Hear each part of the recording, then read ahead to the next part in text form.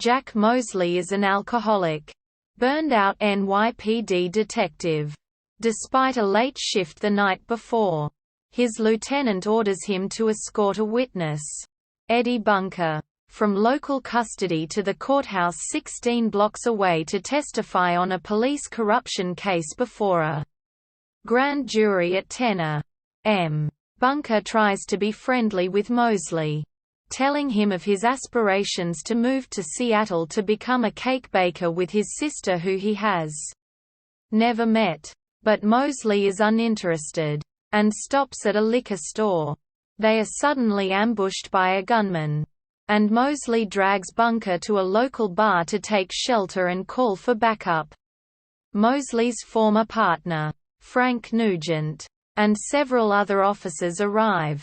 Nugent and his men are part of the corruption scheme, and he tells Mosley that Bunker is not worth defending as his testimony will likely expose several corrupt officers, including Nugent. The corrupt cops try to frame Bunker for firing at an officer before they try to kill him. Mosley intervenes, rescuing Bunker and fleeing. Mosley briefly stops at his sister Diane's apartment to retrieve guns and ammo, and learns the police have already approached her about his activities earlier that day. He and Bunker take steps to further elude the police, and Mosley is wounded in the process. They become cornered in a run-down apartment building as Nugent and his men search floor by floor. Mosley calls the district attorney to arrange for help, but purposely gives the wrong apartment number, suspecting there is a mole involved. Mosley and Bunker are able to escape onto a passenger bus, and as the police follow them, Mosley is forced to treat the passengers as hostages. The bus crashes into a construction site and is soon surrounded by the ESU. Aware that Nugent will likely order the ESU to storm the bus, risking the safety of the passengers, Mosley allows the passengers to go free, using their cover to allow Bunker to sneak off the bus in the confusion. Mosley finds a tape recorder in the discarded possessions on the bus, and prepares a farewell message to Diane. To his surprise, Bunker returns to the bus, while Nugent is ready to fire on him. Nugent is made to stand down by a superior officer. Bunker has come to see Mosley as an ally, and wants to be there for him to see this through.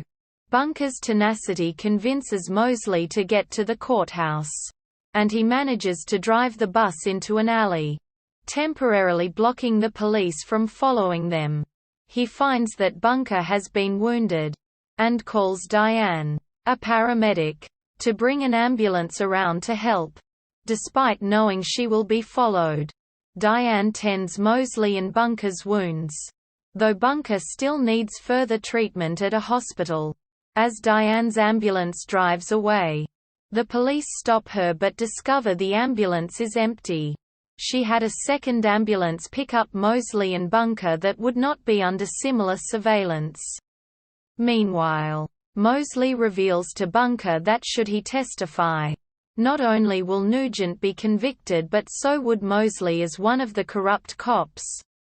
Mosley gets off a block from the courthouse and wishes Bunker luck with his bakery, instructing the paramedic to take Bunker to the Port Authority and put him on a bus for Seattle.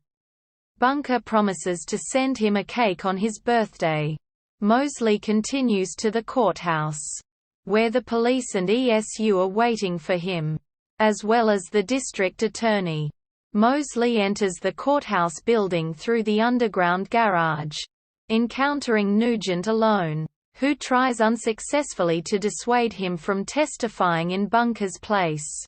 Mosley enters the courthouse proper, where one of Nugent's men tries to shoot Mosley but is killed by one of the ESU snipers. Mosley informs the district attorney that he will testify in exchange for Bunker having his record expunged, also revealing that he had recorded the conversation with Nugent in the garage on the tape recorder, which he submits as evidence. 2 years later, Mosley is freed from prison. He celebrates his birthday with Diane and other friends, and is surprised to find that the cake had indeed come from Bunker, who has been successful in starting Eddie and Jack's Good Sign Bakery in Seattle.